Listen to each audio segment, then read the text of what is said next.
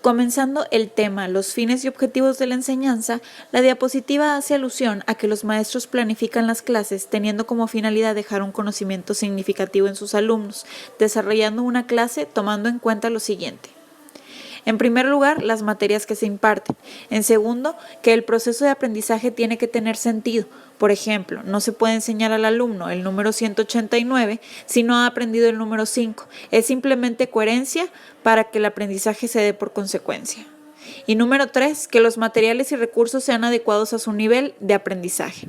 Algo sumamente importante es conocer nuestro grupo para saber en qué punto se encuentran y fijar mejor nuestra meta hacia dónde queremos llegar. Por lo que existe una pregunta crucial.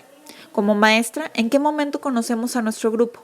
La respuesta es simple. Mientras hacemos actividades diagnósticas que además de evaluar qué conocimientos previos tienen nuestros alumnos, nos revelen también de qué manera aprenden mejor, es decir, la inclinación que tienen hacia ciertas materias que les son agradables o en donde tienen sus áreas de oportunidad para en base a eso empezar a trabajar con ellos y sacar el mejor provecho. El propósito de la enseñanza en la escuela es desarrollar la personalidad del educando en todos sus aspectos, todas sus fuerzas físicas e intelectuales. La escuela debe estar preparada para que los alumnos puedan tener experiencias recreativas y de aprendizaje en todos sus aspectos. Y cuando hablamos de la escuela, no solo hablamos de los edificios o los recursos que tengan estos para acoger a sus alumnos, sino también del profesorado. Ellos deben estar bien capacitados para poder estar frente a grupo y proveerles la información de la manera más adecuada, además de dejar a sus alumnos ser cada vez más independientes y autónomos, para que puedan lograr valerse por sí solos en un mundo cambiante, tomando en cuenta dos aspectos primordiales. El número 1, forjar alumnos que sean personas útiles a la sociedad, y número 2, que respeten al mundo que les rodea. Un propósito consecutivo del proceso de instrucción y educación es enseñar a pensar a los alumnos independiente y críticamente. ¿Cómo podemos lograr que el alumno sea independiente y crítico? Pues bueno, en primera instancia, haciendo que él mismo satisfaga las necesidades que tiene de lograr sus objetivos en base a su esfuerzo. Y eso lo lograremos fácilmente cuando dejemos de hacer todo por ellos y mejor los hagamos pensar cómo resolver los problemas que se les presenten por sí solos. Por ejemplo, si el alumno tiene una problemática y te la presenta, supongamos, maestra, estaba tomando agua y se me derramó todo el líquido por la mesa. Como maestras es muy fácil solucionarlo, ir por un trapo, trapeador y una tina, o a veces aún más fácil retirando del incidente a los niños y llamarle al intendente para que se haga cargo. Pero, aunque no está del todo mal, le estás solucionando el problema y no haces al niño ni parte ni inconsciente, por lo que será muy fácil que vuelva a cometer el mismo error. Sin embargo, si lo haces apreciar qué fue lo que hizo mal, preguntarle qué necesita para solucionar su problema y apoyarlo en tomar los elementos necesarios para hacerlo, el alumno terminará por reflexionar qué medidas preventivas debe tomar para que no vuelva a pasar. Esto provocará en el alumno un mayor aprendizaje, puesto que pone más habilidades o capacidades en práctica al interactuar con el problema que solo desentendiéndose de él. Al estar activo en la escuela, el alumno ya debe dominar ciertos aspectos que le permitan relacionarse y comunicarse tanto con sus compañeros como con las maestras de grupo. La escritura ya vendrá como consecuencia de estudio. Pero al igual que el ejemplo anterior, se debe buscar que el alumno haga un ejercicio interno y externo para poder lograr estructurar bien sus ideas y expresarlas. Este ejercicio se puede empezar con preguntas donde el niño tenga la posibilidad de pensar una respuesta más amplia. Como maestras, no debemos darle la respuesta a la primera o frustrarnos porque el alumno, por más que piensa, no puede externar sus ideas. Si ese es el caso, habría que apoyarlo con ciertas preguntas que le encaminen hacia una respuesta cada vez más completa. Lo hacemos reflexionar y repetir todas sus respuestas en un solo comentario u oración. Por ejemplo, ¿te gusta el sándwich? Sería una pregunta mal formulada para nuestro propósito, que es que el alumno se explaye en una respuesta, puesto que lo único que obtendríamos como respuesta sería un básico sí o no. Pero si cambiamos la pregunta por ¿y qué es lo que más te gusta que lleve un sándwich?, entonces el alumno tendrá la posibilidad de mayor elección. Si después de eso él finaliza una oración completa, será más revelador este aprendizaje a corto plazo. Una tarea importante de los maestros es formar en los alumnos la tendencia al aprendizaje consciente, la voluntad de aprender y el anhelo por saber, fomentando en el alumno 5 valores para crear conciencia. Te los desglosaré a continuación. Número 1. El sentido humanista y patriótico. Este promueve la identificación con nuestra patria, el correcto desenvolvimiento en nuestra lengua materna. Promueve el trabajo en equipo, el amor por el trabajo, la disposición, el respeto hacia las diferencias entre las personas y sobre todo a los mayores, la amistad, la confianza, el esfuerzo y el aprecio hacia las distintas razas. Número 2, trabajo colectivo. En este podemos encontrar que se promueve el amor a la dedicación, es decir, el proceso que cada trabajo lleva consigo. La aportación de ideas, ser aplicado, sentir felicidad por el esfuerzo que se hace para conseguir cualquier meta, la puntualidad, el orden y un espíritu creativo, inventor e innovador. Número 3. Voluntad y carácter. Este promueve tener un carácter agradable, saber tomar decisiones, ser tenaz, no decir mentiras, discernir entre lo bueno y lo malo, ser energético, dar un buen ejemplo, ser perseverante, tener iniciativa, autocrítica constructiva y ser feliz, no solo con tu éxito, sino con el de los demás. Número 4. Educación física. Este abarca la alimentación saludable, la práctica de deportes, destreza, agilidad mental, hábitos saludables, agilidad corporal, danza, ejercicios físicos en cualquiera de sus formas, como la activación. Y finalmente, la estética, que se divide en 2 aspectos. Lo externo, que es todo lo que cuenta en la apariencia de las personas y el trato de ellas hacia los demás. Y lo interno, que se refiere a despertar sus habilidades por toda la parte artística, creativa, sus talentos, etc. Tema 2. Transmisión y adquisición de conocimientos en clase. Hay que prestar suma atención a la siguiente oración. No existe una enseñanza independiente de hábitos, destrezas y habilidades. Esto quiere decir que no se puede tener una enseñanza sin que al mismo tiempo puedas adquirir conocimientos como base de las actividades de aprendizaje. Por ejemplo, la escuela te provee los libros donde el alumno, con ayuda del maestro, descubre un nuevo tema. El libro te informa cómo es el proceso del crecimiento de una planta, te muestra los elementos en fotografía que se necesitan para llevar a cabo el experimento y a un lado un texto que te dé el paso por paso y la información complementaria que te ayudará a comprender mejor el proceso. Entonces, en la escuela, una vez visto el tema de forma teórica, pasaremos a hacer la práctica. El niño con cuidado abraza un frijol con un algodón humedecido y lo pone dentro de un frasco. Y día a día le da los cuidados necesarios, como ponerle agua, ponerlo cierto tiempo al sol y otro tanto a la sombra. Así, con el paso de los días, él verá la transformación y hará sus debidas anotaciones. Incluso podrá comparar su plantita y la de sus compañeros y aprenderá de los errores o aciertos en caso de que haya alguien que le haya puesto mucha agua y se le haya ahogado, alguna plantita marchita por mucha exposición al sol, o bien quien le dio los perfectos cuidados para que su frijolito germinara y creciera fuerte y resistente. Este tipo de actividades harán que el niño adquiera las habilidades necesarias y así el día de mañana tenga la capacidad de poder cuidar y respetar a la naturaleza que le rodea y sabrá cómo hacerlo adecuadamente.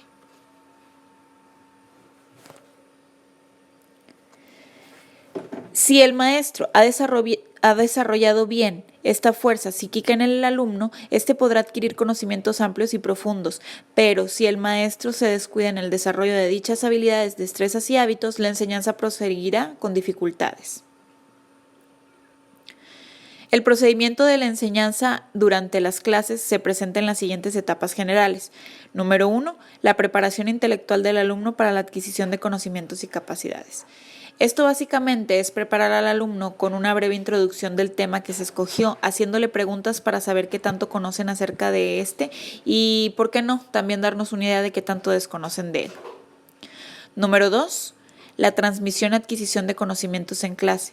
Una vez descubierto el punto número 1, tenemos como maestras que hacer la elección de actividades más adecuada y atractiva para transmitir y profundizar mejor la información mediante el desarrollo de la clase, tomando en cuenta la coherencia entre la edad escolar de los alumnos y sus necesidades. Número 3, comprobación de los conocimientos y capacidades. Y esto se refleja mediante un examen o evaluación para saber qué tanto los alumnos adquirieron durante la exposición. Número 4, la consolidación de los conocimientos y capacidades. Esto es ya cuando el alumno domina el tema, que puede hacerlo sin ayuda del maestro y fuera del contexto escolar. Un ejemplo podría ser cuando aprendes a sumar, restar, multiplicar, etc. en la escuela y finalmente al dominarlo lo llevas a la práctica, cuando te toca comprar unas galletas en la tienda que cuestan 8 pesos y pagas con un billete de 20. Es ahí donde las matemáticas aprendidas comienzan a tomar sentido. Luego, finalmente encontramos el tema de desarrollos. Primero está el desarrollo del pensamiento. Para el maestro, uno de los trabajos más difíciles es desarrollar en el alumno la habilidad de pensar lógicamente y su forma de expresarlo, puesto que los alumnos memorizan pero no alcanzan el entendimiento verdadero. Esto es muy común y seguramente te ha sucedido, y es cuando estás tomando una clase sin prestar suficiente atención para comprender los conceptos. Finaliza la clase y tú te quedas con las anotaciones, pero no con el significado de cada una. Luego te encuentras estudiando 20 minutos antes del examen queriendo retener toda esa información sin sentido para poder tener una buena calificación. ¿Pero de qué sirve? Si el propósito es que el conocimiento lo implementes en tu vida diaria y no en un simple papel. Esto es autoengañarse para salir del paso y no debe de ser así. Como maestros conocemos este mal que aqueja a la comunidad escolar en general, por lo que debemos implementar ciertas medidas para prevenir que esto ocurra, y lo ideal sería realizar trabajos prácticos donde el alumno sea consciente de sus operaciones mentales y todo lo que está en juego al aprender la teoría y lo concrete en la práctica. Si el maestro quiere desarrollar en los alumnos la habilidad de pensar, tiene que forzar a sus alumnos a que piensen y tiene que dirigir este proceso conscientemente. Pongamos un ejemplo. El maestro pone en clase la siguiente imagen y pregunta, ¿cuál es la respuesta a este ejercicio? Una vez que los alumnos resuelven manual o mentalmente el problema, levantan la mano y dicen las respuestas que creen correctas. 12, 16, 14, etc. Luego, el profesor preguntará lo verdaderamente importante. ¿Qué hiciste para dar con esa respuesta? El alumno tendrá que hacer un ejercicio de coordinación entre sus pensamientos y sus palabras para así estructurar una explicación concreta de cómo llegó a ese resultado.